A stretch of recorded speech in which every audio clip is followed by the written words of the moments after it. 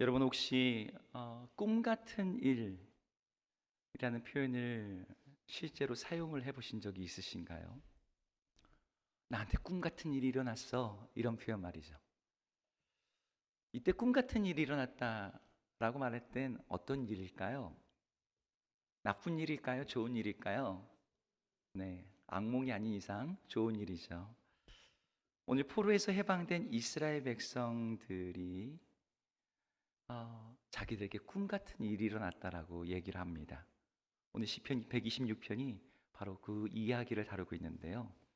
오늘 우리가 읽은 시편 시작할 때 시인이 이렇게 시작해요. 우리가 꿈꾸는 것 같았도다. 오늘 시편 126편에는 시인이 꿈꾸는 것 같았다라고 말하게 된 어떤 사건이 있었어요. 그것은 바로 바벨론으로부터 예루살렘으로 돌아오게 되는 귀환의 사건이었습니다. 여러분, 역사적으로 이스라엘 백성은 BC 586년에 바벨론에서 예루살렘이 함락되어 나라가 멸망하게 되었습니다. 성전도 성벽도 모두 허물어지고 이스라엘 사람들은 다 포로가 되어서 바벨론 땅에 1000km가 넘는 그 먼 거리를 끌려가게 되었어요. 언어도 다르고 환경도 다르고 문화도 다른 모든 게 다른 땅에서 포로로 살아가던 이스라엘 백성들에게 한 가지 꿈이 있었다면 하나님이 자기 조상들에게 준 그 약속의 땅으로 돌아가는 것. 그것이 꿈에도 그리는 소원이었습니다. 하지만 그 일은 인간적인 관점에서는 불가능한 일이었죠. 그런데 이들에게 놀라운 소식이 전해졌어요. 당시 세계의 패권국이었던 바벨론 제국을 멸망시킨, 그래서 세계 제국이 된 바사, 우리에게는 페르시아로 더 잘 알려져 있는 나라가, 그 나라의 왕 고레스가 이 제국 안에서 존재감도 없고 그냥 그 수십 개, 수백 개의 민족 중에 하나에 불과한 이 이스라엘 백성들에게 놀라운 특전을 베풀었던 거예요. 그것은 그들로 하여금 고향 예루살렘으로 귀환할 수 있도록 하는 칙령이 주어졌습니다. 그냥 단순히 알아서 돌아가라 정도가 아니라 돌아가는 길에 필요한 경비와 호의와 어떤 돈, 모든 것들을 제공할 뿐만 아니라 예루살렘에 무너져 있는 성전을 재건할 수 있는 비용과 자원까지도 제공하겠다라고 하는 어마어마한 특혜의 칙령이 주어진 거예요. 하나님이 이미 70년 전에 예레미야 선지자를 통해서 이날의 회복과 귀환을 말씀하셨지만 그 예언을 아무도 기억하지 못하고 아무도 기대하지 않고 있었습니다. 그런데 정말이지 꿈만 같은 그 일이 일어난 거예요. 우리 2절 하반절에는 이 사건이 일어났을 때 세상이 뭐라고 말했는지가 나와 있는데요. 2절 하반절을 한번 같이 읽어볼까요? 읽겠습니다. 시작. 그때 문 나라 가운데서 말하기를 여호와께서 그들을 위하여 큰 일을 행하셨다 하였도다. 네, 그때 누가 말했어요? 문나라 가운데서. 그러니까 다른 민족들이 말하는 거예요. 열방의 다른 민족들이 뭐라고 말했냐?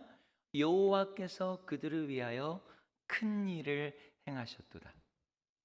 사실 이 사건이 일어난 것을 명령한 사람은 누구인가요? 제가 방금 말씀드렸듯이 바사의 고레스 왕입니다. 그런데 문나라 백성들이 이것은 그냥 정치적으로 왕이 결단해서 일어날 수 있는 일이 아니야. 여호와께서 그들을 위해서 하신 일이야. 이건 신이 개입하지 않고서는 일어날 수 없는 아주 예외적이고 특별한 사건이라고 이방 사람들조차 고백할 수밖에 없는 그런 사건이었던 거죠. 그리고 이스라엘 백성들도 그걸 그대로 느끼고 있었어요.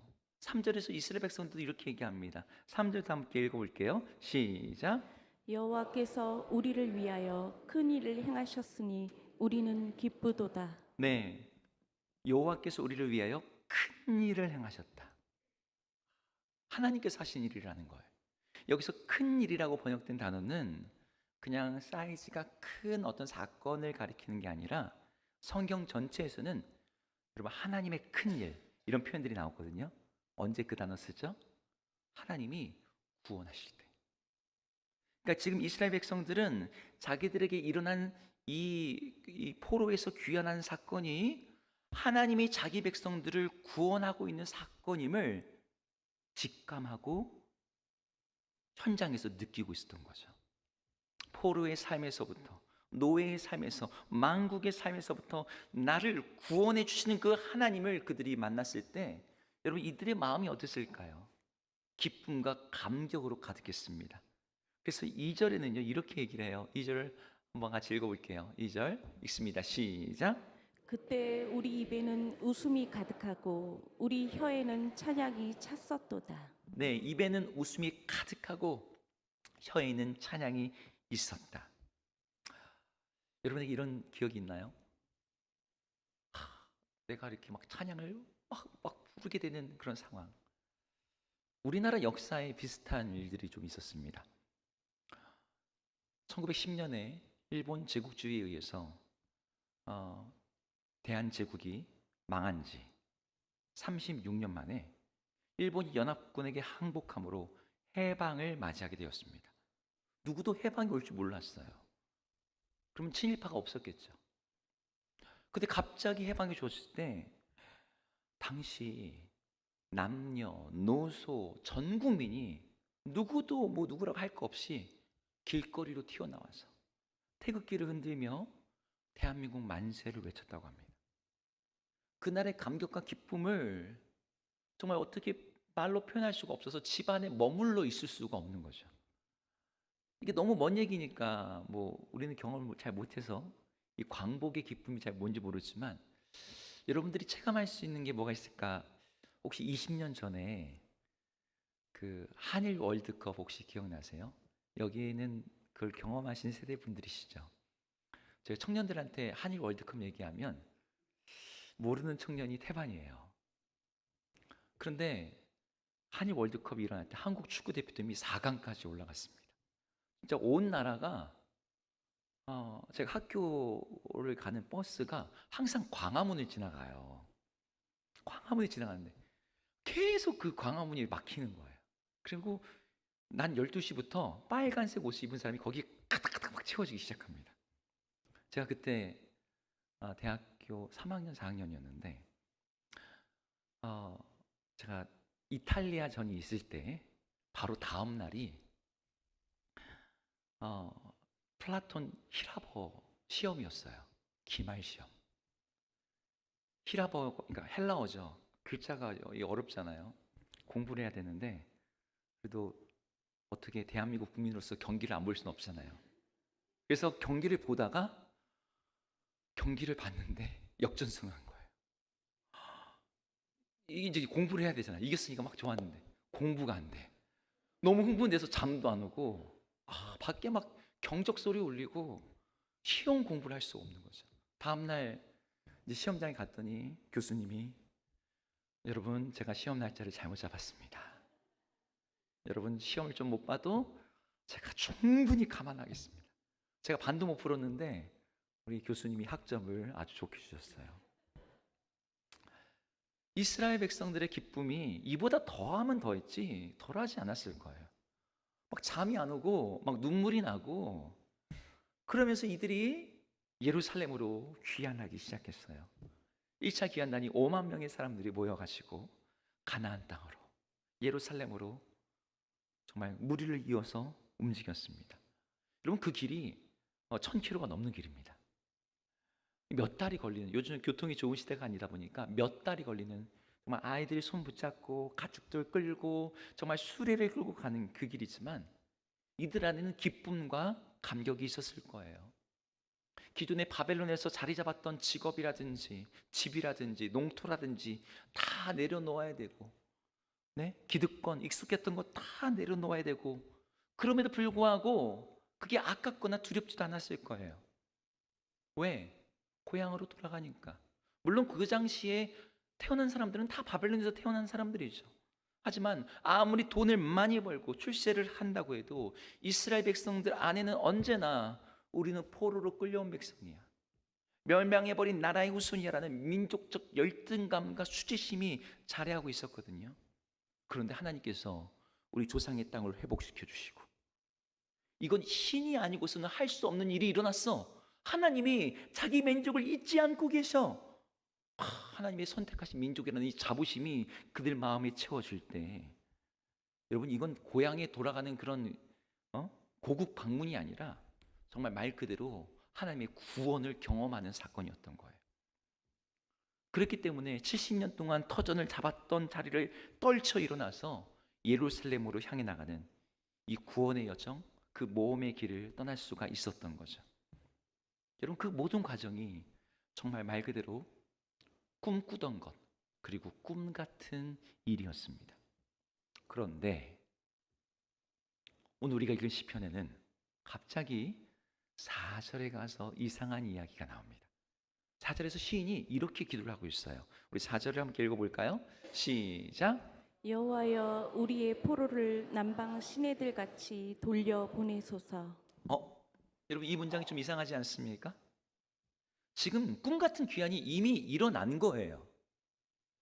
이 사람들이 지금 예루살렘에 도착해 있는 거예요.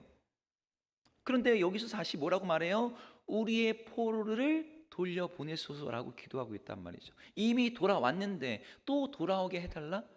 물론 아직 남아있는 사람들이 있었어요. 하지만 우리가 이 기도에서 중요하게 봐야 될 부분은, 지금 돌아온 이스라엘 백성들이 바벨론으로부터 왔지만 여전히 그들의 삶에는 포로인 것 같은 묶임과 억압이 있었다는 것이 이 기도 속에 암시되어 있습니다. 마치 이런 거예요. 손과 발을 묶고 있던 줄, 쇠사슬, 그건 다 풀려났습니다.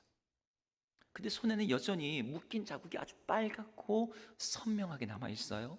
그리고 발목에 맸던 그 착고로 인해서 상처난 곳은 여전히 쓰라리고 고통스럽습니다. 이스라엘 백성들이 다 그랬던 거죠. 하나님의 구원과 도움으로 기적 같은 해방, 귀환이 일어났는데 돌아온 현장은 봄날이 아니라 찬바람 쌩쌩 부는 겨울 같은 모습이었어요. 우리 부모님이, 우리 할아버지가 고향에 돌아가고 싶다, 젖과 꿀이 흐르는 땅이라고 말했던 그 모습이 아닌 거죠. 애초에 바빌론 땅이 끌려왔을 때 여러분, 그 땅이 어떤 땅이었을까요? 유프라데스 강, 티그레스 강이라고 하는 거대한 강의 유역이 있는 그런 땅으로 그들이 왔어요. 이 메소포타미아의 농지는 세계 문명의 발원지라고 말할 정도로 아주 비옥한 곳인데, 여러분, 70년 만에 돌아가는 가나안 땅이 이 땅보다 더 나은 땅이라고 말하긴 어렵거든요. 바깥 농경지만 그랬을까요? 아니에요. 예루살렘 성은 훨씬 더 초라하고 실망스러웠을 겁니다.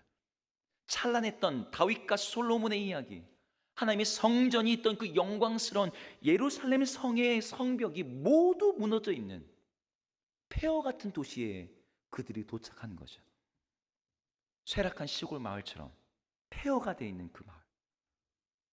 그러니까 기쁨으로 돌아왔는데 돌아온 현실은 너무나 황폐하고 정말 당황스러울 만큼 달랐던 거예요.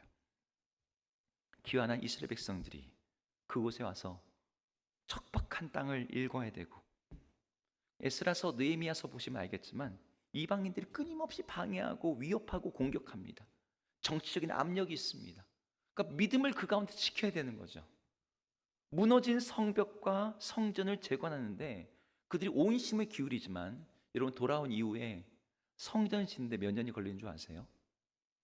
22년이 걸렸어요. 성전을 짓는데 22년. 그러면 성벽을 재건하는 데 얼마나 걸렸을까요? 도시로서 기능하려면 성벽이 있어야 되거든요. 근데 그 성벽이 재건되는 데는 94년이 걸립니다. 돌아온 시점부터 시작해서요.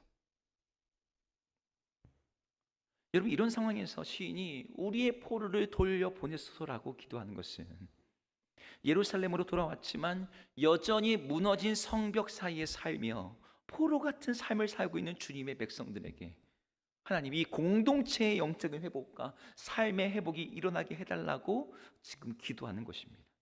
쉽지 않은 현실의 어려움 속에서 여전히 포로처럼 주눅들어 있고 어찌할 바 모르는 우리들이 주의 백성으로 회복될 수 있도록 주님 우리 가운데 은혜를 주십시오라고 기도하는 내용이 오늘 시편 126편인 거예요.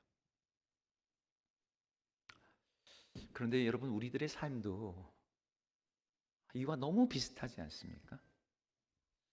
여러분, 우리 계신 모든 분들이 시점은 다 다르시지만 하나님께서 우리 가운데 행하신 큰 일, 여러분 구원을 경험하신 분들일 겁니다. 우리가 예수 그리스도를 나의 구주로 영접함으로 우리가 하나님의 자녀가 되었어요. 죄로부터, 죄의 저주로부터, 영원의 형벌로부터, 하나님의 진노로부터 우리가 해방되었고 자유함을 입었고 이제 하나님의 자녀가 되었습니다. 우리는 말 그대로 꿈꾸는 것 같은 구원의 사건을 경험했어요. 여러분, 이걸 머리로 교리적으로만 알고 계시면 안 되고 여러분 체험적으로 그 은혜의 감격을 누리셔야 될 줄로 믿습니다. 그런데 여러분, 우리가 그런 감격을 누렸음에도 불구하고 우리 삶에는 여전히 포로된 것 같은 모습들이 있다는 거죠. 여전히 범죄하고 관계에서의 깨어짐과 어려움이 있고 삶은 척박하고 생활은 어렵고 예수님을 믿음으로 말미암아 자녀가 된 감격은 있지만 생활로 들어가면 믿기 전이나 믿은 후에나 별 차이가 없어 보이는 거예요. 오히려 뭐가 더 힘듭니까? 바벨론에 살 때는 원래 그러려니 하고 했는데 하나님이 구원하셨다고 해서 하나님의 시온성 도성에 돌아왔는데 예전보다 못해. 여러분, 바벨론 얼마나 웅장합니까? 땅이 얼마나 비옥합니까? 문화와 문명이 얼마나 발전해 있는 곳입니까? 그러다가 다 폐허가 된 땅에 왔을 때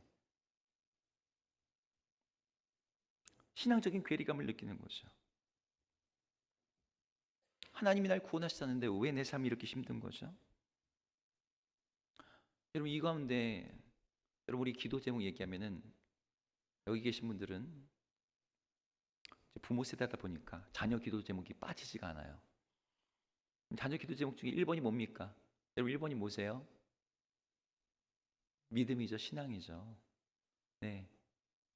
자녀 결혼, 자녀 취업, 자녀 건강, 뭐 여기 얘기했지만 우리 자녀가 하나님 안에서 예수 그리스도를 인격적으로 만나고 회심하고 구원받기를 우리가 오랫동안 기도합니다. 근데 자녀가 돌아올 것 같지가 않아. 자녀의 마음이 너무너무 굳어져 있고 황무지 같아.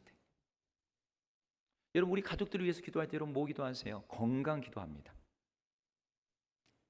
여러분 가족 다 건강하십니까? 여러분 약도 먹고 운동도 하고 하나님께 기도하잖아요. 하나님, 우리 부모님, 우리 남편, 우리 아내 하나님 건강하게 해주세요. 근데 점점 약해지는 몸 앞에서 우리 마음이 어려워집니다. 여러분, 요즘 시대가 어떻습니까? 세상이 너무나 빠르게 변하잖아요. 저도 공부한다고 항상 공부하는데 제가 3년 전에 이미 그 챗 GPT AI 박사과정에 공부하고 그거 쓰기 시작했어요. 3년 전부터 제가 그거 쓰기 시작했는데도 요즘 나오는 AI 기능들 다 따라가기가 버겁습니다. 여러분 뭐 영상 보면 노후 준비 투자, 스테이블 코인, 여러분 스테이블 코인 아세요? 여러분 그런 정보 속에서 그냥 묵묵히 하나님을 신뢰함으로 하루하루 살아가는 것. 그런데 우리 경제적인 생활 여건은 점점 더 어려워지는 거죠. 여러분 그럴 때 우리가 하나님께 이런 마음이 들어요. 하나님, 우리 구원하셨잖아요. 죄로부터, 죽음으로부터, 심판으로부터, 영원한 지옥으로부터. 어찌 보면 그런 것들에 비하면 우리 삶의 문제 소소하고 작은 거잖아요. 근데 왜 하나님, 내 삶이 이렇게 척박합니까? 내 삶이 왜 이렇게 메말라 있습니까? 내 삶에 왜 결실이 없습니까? 그러니까 우리의 삶에도 꿈 같은 은혜의 기억이 있을 뿐만 아니라 동시에 황폐하고 척박한 오늘의 현실이 공존하고 있는 거죠. 성경은 물론 이러한 모습에 대해서 분명하게 이야기를 합니다. 이미와 아직이라고 하는 개념 여러분 들어보셨을 거예요. 우리 주님께서 이미 오셨지만 하나님 나라가 이미 임했지만 아직 완성된 건 아니에요. 우리가 이미 구원을 받았지만 아직 온전한 회복을 누리고 있지 못해요. 우리가 이미 하나님 나라의 백성을 살지만 아직 하나님 나라는 이 땅에 완성되지 않았어요. 그래서 우리는 하나님의 백성으로서 살지만 고단하고 힘들고 눈물 흘릴 때가 많다는 것이 있음에도 불구하고 많은 분들이 이걸 모순이라고 느끼는 거예요. 납득하기가 어려운 거죠. 그래서 교회를 다니고 신앙을 붙들고 믿는다고 해도 사실 이 땅의 것들을 집착하는 예전 마음으로 돌아가는 경우가 많아요. 여러분, 귀한 이스라엘 백성들은 그랬습니다. 그들이 자기를 돌려보내신 하나님의 뜻과 하나님의 마음에 대해서 정말 이 땅에 나를 보내신 뜻이 무엇일까에 집중하는 대신에 팍팍한 삶의 현실 앞에서 그저 자기 밥벌이, 자기 집을 세우는 것에만 집중하게 돼요. 학개 선지자와 스가랴 선지자를 통해서 하나님이 그들에게 말씀하시죠. 야, 하나님의 나의 집은 무너져 있는데 너희들은 완벽한 집을 세우는구나. 우리들도 그런 유혹이 있어요. 많은 분들이 이미와 아직 사이의 딜레마에 빠집니다. 어떤 사람들은 그 속에서 열정과 마음은 다 잃어버린 껍데기만 남은 신앙생활을 해요. 어떤 분들은 열심은 내고 있지만 인간적인 열심인 거죠. 그래서 우리를 구원하신 예수 그리스도의 복음이 아니라, 그 복음에 감격하는 열심이 아니라 그냥 종교심으로 율법이 무거운 짐을 지고 세상에서 힘들지만 교회에서도 힘든 그런 삶을 살아가는 거예요. 여러분, 우리가 이 둘 다 답이 아니라는 걸 알고 있잖아요. 그럼 우리가 어떻게 해야 될까요? 그냥 참고 견디면서 아이고, 나를 구원해 주신 그 은혜만으로도 감사해야지, 이렇게 살까요? 아니면 하나님께서 내 영혼을 구원하셨으니까 내가 살아가는 건 내가 알아서 해야지, 이렇게 할까요?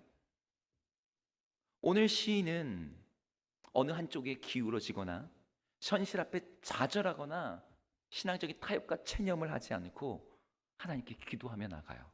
오늘 4절을 아까 읽었지만 다시 한번 4절을 읽어보겠습니다. 읽습니다. 시작. 여호와여 우리의 포로를 남방 시내들 같이 돌려 보내소서. 여기 남방이라고 하는 곳은요, 남쪽에 있는 시내라는 뜻이 아닙니다. 남방은 지역 이름이에요. 우리나라의 전라남도, 경상남도 하듯이 여기 남방이라고 번역된다는 네게브란 단어입니다. 네게브라고 유다 남쪽에 있는 광야 지역을 가리켜요. 이곳은 아주 비가 내리지 않아서 아주 척박해서 사막에 가까운 지역입니다. 근데 그곳에 시내가 있다는 거예요. 근데 이 시내는, 광야 지역에 있는 시내는 항상 물이 흐르는 그러한 시냇물이 아니라 평상시에는 메말라가 있다가 비가 오면은 갑자기 홍수처럼 물이 차오르는 그러한 와디라고 불리는 간헐천입니다. 그러니까 지금 오늘 시인이 기도할 때 남방 시내들 같이 우리를 돌려보내소서라고 말하는 것은, 하나님, 지금 우리의 삶이 건조한 광야 같은 땅이지만 하나님께서 비를 내려주셔서 마치 정말 갑자기 그곳에서 강이 생기듯이 그런 놀라운 회복이 우리 삶에 일어나게 해달라고 지금 기도하는 거예요. 이 네게베의 시냇물, 바벨론 포로에서 우리가 갑자기 돌아왔던 것처럼 하나님, 이 땅에서도 또다시 그런 하나님의 구원의 역사가 일어나게 해달라고 하는 간구가 바로 이 기도입니다. 이렇게 기도하면서 5절 6절에서 시인이 또 이렇게 말하고 있습니다. 5절과 6절도 함께 읽어보겠습니다. 시작. 눈물을 흘리며 씨를 뿌리는 자는 기쁨으로 거두리로다. 울며 씨를 뿌리러 나가는 자는 반드시 기쁨으로 그 곡식단을 가지고 돌아오리로다. 여기에서 시인이 뭘 하라고 말하고 있습니까? 뭘 말하고 있어요? 씨를 뿌리라는 거죠. 땅이 메말라 있는데요, 광야인데요, 씨를 뿌릴 만한 상황이 아닌데요. 그래서 여기 나온 시인이 지금 뭐를 하면서 뿌리고 있어요? 눈물을 흘리면서 씨를 뿌리고 있어요. 보통의 농부들이, 여러분, 밭에서 파종할 때 어떻습니까? 우리 교회도 농사하시는 분들이 좀 있는데, 여러분, 눈물을 흘리게 되나요? 뭐 양파 깝니까 같이? 아니죠. 기대감을 가지고서 씨를 심고 뿌리죠. 근데 여기에서는 눈물을 흘리며 뿌리게 되는 것은 바벨론이 돌아온 백성들이 마주한 땅 때문이었어요. 70년 동안 방치되었던 그 땅은 예전에는 젖과 꿀이 흐르는 땅이었는지 모르지만 이제는 방치되었기에 온갖 잡초와 엉겅퀴수가 이게 자라나는 그런 땅이 되었습니다. 여러분, 우리 교회 앞에 화단이 있지만 저기 2개월만 놔둬도요, 온갖 잡초로 가득해집니다. 여러분, 그런 상황에서 씨를 심어야 된다. 여러분, 훨씬 더 힘겹고 고된 작업을 해야 돼요. 그런데 그렇게 고되게 작업을 했는데 문제는 그 다음입니다. 그렇게 수고하고 노력한 만큼 거둘 수가 있느냐는 거예요. 척박하고 황폐해진 땅에 70년 만에 돌아와서 밭을 갈고 씨를 뿌린다고 한들 과연 얼마나 거둘 수 있을까라는 의구심이 그들 가운데 있다는 거죠. 제가 이 부분을 한번 조사를 했습니다. 고대에 그 당시에 농사를 지으면 씨를 뿌리면 얼마를 거둘까? 그러니까 파종 대비 결실, 수확률이 얼마나 될까? 요즘에 여러분 얼마나 거두는지 아세요? 요즘에 쌀이나 밀을 심으면 하나를 심으면 몇 개가 나는지 아세요? 보통 적게는 30개, 많게는 50개가 난다고 합니다. 그러니까 50배가 이 농업혁명, 과학기술의 발전 속에서 지금 우리가 거두고 있는 수확이에요. 그럼 그 고대에는 얼마를 거뒀을까요? 네, 1을 심으면 3을 거뒀다고 합니다. 그러니까 밀 한 가마니를 심으면 3을 거두는 거예요. 풍년이 되면 얼마를 거두냐면 5를 거두게 된답니다. 풍년일 때 5. 그리고 이집트처럼 아주 비옥한 지역, 그런 데서는 7에서 많게는 10까지, 거기는 이모작이 되니까 그게 된대요. 그런데 한 가마니를 심으면 세 가마니를 거두는 게 보통인 세상에서 오랫동안 방치되어 척박하신 땅에다가 1을 심으면 과연 3이 날까요? 심은 1조차도 회수하지 못하는 영의 상황이 될지도 몰라요. 왜? 땅이 너무나 척박하거든요. 땅이 너무 메말라 있으니까요. 이런 상황에서 넉넉하지 않은 곡식을 씨앗으로 뿌린다는 것은 먹을 것도 충분하지 않은 상황에서 쉽지 않은 선택인 거예요. 이 일은 더 고되고 결실을 얼마 거둘지 모르는 상황에서 굳이 씨앗을 심는 게 맞나 싶은 거죠. 그런데 오늘 시인은 뭐라고 말합니까? 그 땅에다가 씨앗을 쏟고 뿌리고 심으라고 얘기해요. 왜요? 시인은 확신하고 있었거든요. 눈물을 흘리며 씨를 뿌리는 자는 기쁨으로 거둘 것이라고. 이 말을 얼마나 확신하는지 5절 6절에서 이 말을 두 번씩 반복합니다. 울며 씨를 뿌리러 나가는 자는 반드시라는 단어가 들어있어요. 반드시 기쁨으로 곡식단을 가지고 돌아오게 될 것이다. 오늘 시인의 믿음은 스스로에게 체면을 거는 자기 확신이 아니었습니다. 수고한 땀방울은 배반하지 않는다는 식의 노력에 대한 믿음도 아니었고, 땅은 반드시 결실할 것이라고 하는 자연의 섭리에 대한 믿음도 아니었어요. 오늘 시인의 믿음은 하나님께서 과거 자기 백성들에게 구원을 하셨던 것처럼 주의 구원은, 주의 은혜는 멈추지 않고 계속해서 일어날 것이라고 하는 하나님에 대한 믿음을 가지고 하는 권면이었던 거죠. 우리를 포로에서 돌아오게 하신 그 하나님께서 정말 누구도 불가능할 것이라 믿었던, 이것이 신이 개입하지 않고선 일어날 수 없다라고 이방 나라 사람들도 말하는 그런 일이 우리에게 일어났는데, 그 하나님이 지금 메마른 땅이라고 그 일을 못 하실까? 아니지. 지금 광야 같은 땅에서도 하나님은 비를 내리셔서 이곳에 강을 내실 수 있는 분이 우리 하나님이시기에 우리는 지금 씨앗을 뿌려야 된다라고 말하는 것이었습니다. 이것은 도박이나 모험의 문제, 확률의 문제가 아니었어요. 하나님이 반드시 자기 백성들을 돌보시고 은혜를 베푸시는 하나님이시다라는 그 믿음, 여러분 믿으십니까? 아멘. 그렇기 때문에 씨를 뿌려야 된다고 말하는 거죠. 여러분, 우리 하나님이 반드시 은혜를 주시는 분이라고 할 때 은혜를 부어주셔도 만약 우리가 씨를 뿌리지 않았다면 어떨까요? 거기에 아무런 결실이 없는 거죠. 하나님이 은혜를 주시는데 뿌린 게 없어. 만약 심지 않는다면 우리 삶은 언제나 궁핍과 결핍과 깨어짐을 벗어날 수 없고 그 황폐함 그대로 폐허 더미에서 살 수밖에 없어요. 여러분들은 그냥 그렇게 살다가 죽겠다, 그냥 있는 거나 먹다 끝내겠다, 이 선택을 하시겠습니까? 아니죠. 우리는 그럴 수 없죠. 하나님이 우리를 고치시고 우리를 회복시키시고 우리를 구원하시는 하나님, 지금도 살아 역사하시는 하나님이라는 것을 우리는 믿습니다. 그래서 우리는 뭘 해야 되는 거예요? 하나님의 말씀에 순종하여 믿음으로 심어야 되는 거죠. 여기 문제가 하나 있습니다. 문제는 하나님이 우리가 말씀으로 심었는데 거기에 언제 비를 내려주실지, 거기에 언제 은혜를 부어주실지를 모른다는 거예요. 내가 원하는 타이밍은 지금 내려주시면은 딱 좋을 것 같은데 그게 아니라는 거죠. 그래서 오늘 시인이 우리에게 제안을 하는 게 하나 있습니다. 오늘 시인이 씨를 뿌릴 때 뭘 하라고 하고 있어요? 뭘 하라고 하고 있습니까? 눈물을 흘리라고 말합니다. 울라고 얘기하고 있어요. 힘드니까 울라는 얘기가 아니고요. 씨를 뿌리는 그 과정에 눈물을 흘리며 씨를 뿌리라는 거예요. 여러분들이 잘 아는 비유 중에 씨 뿌리는 자의 비유가 있습니다. 여러분, 이 비유 속에서는 농부가 씨를 뿌리는데 길가밭, 돌짝밭, 가시덤불밭, 옥토밭에 씨앗들이 뿌려져요. 근데 그 중에 돌짝밭 같은 경우 결실하지 못하는 이유가 누가복음에 이렇게 말하고 있습니다. 누가복음 함께 같이 읽어볼까요? 시작. 더러는 바위 위에 떨어짐에 싹이 났다가 습기가 없으므로 말랐고. 네, 바위에 떨어졌대요. 싹도 났대요. 근데 말랐대요. 왜? 왜 말랐대요? 네, 습기가 없으므로. 여러분, 우리 안에 뿌려진 말씀의 씨앗들이 우리가 우리의 삶 가운데, 척박한 가운데 그래요 하나님 믿습니다 하고 심는 말씀의 씨앗들이 왜 자라지 않고 왜 열매를 맺지 않을까요? 거기에 습기가 없고 거기에 눈물이 없기 때문입니다. 물론 열매를 거두게 하는 수준으로 곡식이 자라려면 넉넉하게 하늘에서 충분히 내려주는 흡족한 비가 필요해요.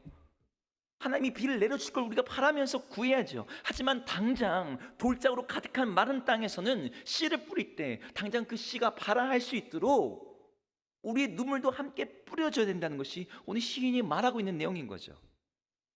많은 성도님들이 하늘에 비가 내리지 않는 현실에서 믿음의 씨앗을 뿌리는 일을, 심는 일을 포기합니다. 그분들이 하는 주장을 들으면 일리가 있어요. 메마른 땅에 뿌려봤자 어차피 수분이 없어서 자라지도 않고 싹도 오르지 않을 건데 굳이 왜 씨앗을 낭비합니까? 그거 쓸데없는 허비 아닙니까? 자라지도 않을 밭에다가 그 시간을, 그 씨앗을, 그 돈을 쓰느니 차라리 그걸 먹는 게, 나를 위해 쓰는 게 훨씬 더 남는 것 아닙니까? 정말 그런 부분이 있지 않습니까? 그리고 수분이 부족한 그 땅에 눈물로라도 씨를 뿌리자, 심자고 하면 아유 목사님, 눈물 가지고 그 씨앗이 어떻게 자라요? 그게 어떻게 열매를 맺어요? 그 말도 맞는 말이죠. 눈물로는 택도 없죠.